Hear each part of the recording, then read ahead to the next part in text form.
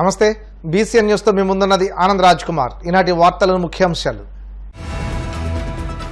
మంగళగిరిలోని భావన ఋషి ఆలయాన్ని సందర్శించిన మంత్రి లోకేష్ నియోజకవర్గ అభివృద్ధికి అంతా కలిసి రావాలంటూ పిలుపు. విశాఖ ఎమ్మెల్సీ ఎన్నికల్లో టీడీపీకి మెజార్టీ లేదన్న మాజీ సీఎం జగన్, సీఎం చంద్రబాబు ప్రజాస్వామ్యాన్ని అపహాస్యం చేస్తున్నారంటూ ఆరోపణ. పల్నాడు జిల్లా వినుకొండలో కిడ్నాప్ కలకలం, కేసు నమోదు చేసి దర్యాప్తు చేపట్టిన సిఐ శోభన్బాబు.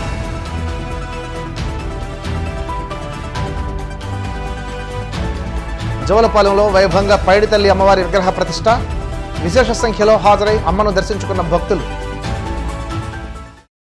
మంగళగిరి నియోజకవర్గ అభివృద్ధికి రాజకీయాలకు అతీతంగా అంతా కలిసి రావాలని మంత్రి నారా లోకేష్ పిలుపునిచ్చారు. మంగళగిరిలోని భద్రావతి సమేత భావన ఋషి ఆలయ కళ్యాణ మంటపాన్ని మంత్రి ప్రారంభించారు. అంతకుముందు ఆలయంలో లోకేష్, బ్రాహ్మణి దంపతులు ప్రత్యేక పూజలు నిర్వహించారు. అర్చకులు వారికి నూతన వస్త్రాలు అందజేసి వేదాశీర్వచనం పలికారు. ఈ సందర్భంగా లోకేష్ మాట్లాడుతూ మంగళగిరిని దక్షిణ భారతదేశ గోల్డ్ హబ్గా తీర్చిదిద్దేందుకు ప్రణాళికలు రూపొందించినట్లు చెప్పారు. అధునాతన ఆకృతులు, ఇతర నైపుణ్యాలపై శిక్షణ ఇచ్చేందుకు 25 ఎకరాల స్థలాన్ని కేటాయించనున్నట్లు తెలిపారు.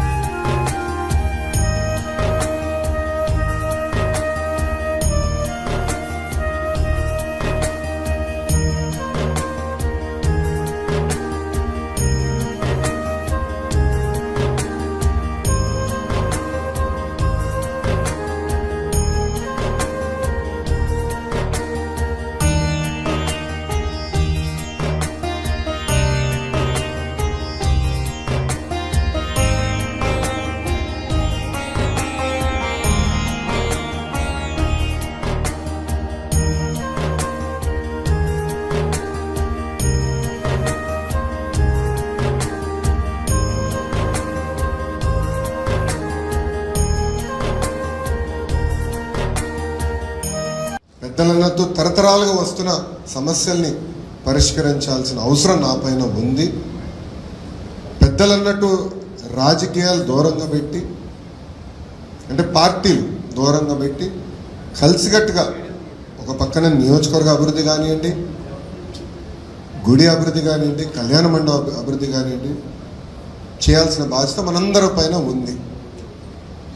నేను అనేక సార్లు కూడా అన్నా, 4 సంవత్సరాలు 9 నెలలు మన ప్రాంత అభివృద్ధి గురించి, ప్రజల అభివృద్ధి గురించి, పేదరికం లేని మంగళగిరి గురించి మనందరం కలిసికట్టుగా మాడదాం, పోరాడదాం, నిలబడదాం. చివరి 3 నెలల మటుకు రాజకీయం చేద్దాం. అంటే ఎన్నికలు వస్తాయి కదా, 3 నెలల మటుకు మనకి యుద్ధమే కదా, అప్పుడు పోరాడదాం. కానీ 4 సంవత్సరాలు 9 నెలలు పక్కన పెట్టి రాజకీయాలు దూరంగా పెట్టుకుని కలిసికట్టుగా అందరం పనిచేసి అభివృద్ధి చేసుకోవాల్సిన బాధ్యత మనందరి పైన ఉంది. పెద్దలు హనుమంతరావు గారు మేము పైన కూర్చున్నప్పుడు మిగతా వాళ్ళు మాట్లాడేటప్పుడు కొన్ని సూచనలు చేశారు. తప్పనిసరిగా కమిటీ పెద్దలతో, హనుమంతరావు గారితో, అబద్దయ్య గారితో, అనురాధ గారితో, శ్రీను గారితో, రాజు గారితో, జానకి అమ్మ గారితో మేము కూర్చుంటాం, మేము మాట్లాడుకుంటాం, సమస్యలు మేము పరిష్కరిస్తాం. శాశ్వతమైన పరిష్కారం ఎత్తుకోవాల్సిన అవసరం మన పైన ఉంది. ఏదో వచ్చి మళ్ళీ తాత్కాలికంగా ఆలోచించకుండా సమస్యలకి శాశ్వతమైన పరిష్కారం చేయాల్సిన బాధ్యత మన పైన ఉంది. ప్రత్యేక నా పైన బాధ్యత పెరిగింది. వాస్తవంగా మీరు అన్నట్టు నాకు కూడా భయం ఉంది. ఆ వృత్తిని కూడా కాపాడుకోకపోతే మనం ఇబ్బంది పడతామని. దేవుడి దయ వల్ల ప్రజల సహకారం, మంగళగిరి ప్రజల సహకారంతో ఈరోజు నేను హెచ్ఆర్డి మంత్రి అని, దాంట్లో స్కిల్ డెవలప్మెంట్ కూడా నా కిందనే ఉంది. స్కిల్ డెవలప్మెంట్ సెక్రటరీతో కూడా, సౌరభ్ గారితో కూడా మనం మాట్లాడాను. సిఎఫ్సి అంటే కామన్ ఫెసిలిటీస్ ఎట్లా క్రియేట్ చేయాలన్న కార్యక్రమం మేము రూపొందిస్తున్నాం. ఆ ప్లాన్స్ కూడా ప్రజల ముందర పెడతాను. లేటెస్ట్ టెక్నాలజీ తీసుకొచ్చి ఆనాడు నేను హామీ ఇచ్చాను, లేటెస్ట్ టెక్నాలజీ తీసుకొద్దాం, ట్రైనింగ్ చేద్దాం, ఆదాయం ఎట్లా పెంచాలి అనేది చాలా చాలా అవసరం. ఇప్పుడు ఇతర రాష్ట్రాల నుంచి కొంతమంది వచ్చి పనిచేస్తున్నారంటే ఎందుకు వాళ్ళు అంత ముందుకు ఎట్టెళ్ళారని నేను తెలుసుకుంటే ఆ రాష్ట్రాల్లో ఆల్మోస్ట్ 7-8 సంవత్సరాల క్రితమే ఈ ఫెసిలిటీ స్టార్ట్ చేశారు. అందుకే వాళ్ళు నేర్చుకోగలిగారు. సో ట్రైనింగ్ తొలి అడుగు. కానీ నేను ఆలోచించేది ఆనాడు నేను చెప్పింది కూడా 25 ఎకరాలు, కనీసం 25 ఎకరాల్లో ఒక పార్క్ ఏర్పాటు చేద్దాం, కంపెనీలు తీసుకొద్దాం, యూజ్డ్ గోల్డ్ రిఫైనరీ కానివ్వండి, డిజైనింగ్ కానివ్వండి, కటింగ్ మెషిన్లు కానీ అంటే ఆభరణాలు కటింగ్ మెషిన్లు కానివ్వండి, అదేవిధంగా ప్రైవేట్ రంగంలో ఉన్న అనేక సంస్థలు ఉన్నాయి, వాళ్ళ దగ్గర నుంచి కూడా మనం చాలా నేర్చుకోవచ్చు. డిజైన్లు కానివ్వండి, మారిపోతున్నాయి, ట్రెండ్లు చాలా ఫాస్ట్గా మారిపోతున్నాయి. ఎమ్మెల్సీ ఎన్నికల్లో మెజారిటీ లేకుండా టీడీపీ పోటీ చేస్తుందని, అక్రమంగా గెలవాలని ప్రయత్నాలు చేస్తున్నారంటూ మాజీ ముఖ్యమంత్రి జగన్మోహన్ రెడ్డి ఆరోపించారు. తాడేపల్లిలోని తన నివాసంలో ఉమ్మడి విశాఖ జిల్లా స్థానిక సంస్థల ఎన్నికల నేపథ్యంలో నర్సీపట్నం, పెందుర్తి, పాయకరావుపేట నియోజకవర్గాల స్థానిక సంస్థల ప్రజాప్రతినిధులైన ఎంపీటీసీ, జడ్పీటీసీలతో సమీక్ష నిర్వహించారు. ఈ మేరకు ఆయన మాట్లాడుతూ ముఖ్యమంత్రిగా ఉన్నవారే ప్రజాస్వామ్యాన్ని కాపాడాలని అన్నారు. సీఎం స్థానంలో ఉన్న వ్యక్తి ఏం చేస్తున్నారనేది ప్రజలు గమనిస్తున్నారని అన్నారు. అమలు సాధ్యం కాని హామీలిచ్చి సీఎం కిరీటాన్ని నెత్తిన పెట్టుకుంటే ఆత్మసంతృప్తి ఉండదని అన్నారు. అందుకే తాను అమలు సాధ్యం కాని హామీలను ఇవ్వలేదని అన్నారు. ప్రతి కార్యకర్త, నాయకుడు వైసీపీ పేరు చెప్పి ధైర్యంగా అన్ని ఏళ్లకు వెళ్ళగలుగుతున్నారని, మనం అమలు చేసిన సంక్షేమ పథకాలే దీనికి కారణమని అన్నారు. టీడీపీ అధికారంలోకి వచ్చి ఇచ్చిన హామీలను అమలు చేయకుండా కాలం వెళ్లదీస్తుందని ఎద్దేవా చేశారు. మామూలుగా అయితే జిల్లా వ్యాప్తంగా కూడా చూస్తే ఎమ్మెల్సీ ఎన్నికలు ఇవాళ జరుగుతూ ఉన్నాయి. ఈ స్థానిక సంస్థలలో గెలిచిన అభ్యర్థుల నుంచి వాళ్ళు ఓటు వేస్తే ఎమ్మెల్సీగా ఇక్కడ గెలవడం జరుగుతుంది.